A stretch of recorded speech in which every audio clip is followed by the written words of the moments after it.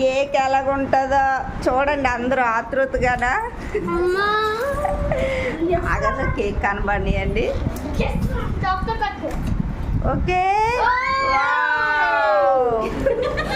Cake అయితే ready.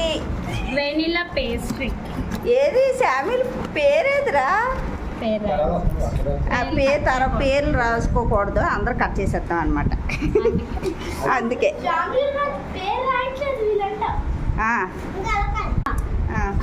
అలా గిన్నెలు తీయండి. Simple home decoration.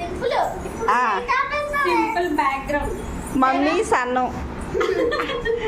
కోళ్ళు అందరూ వచ్చినట్లే కదా. అమ్మ రండి.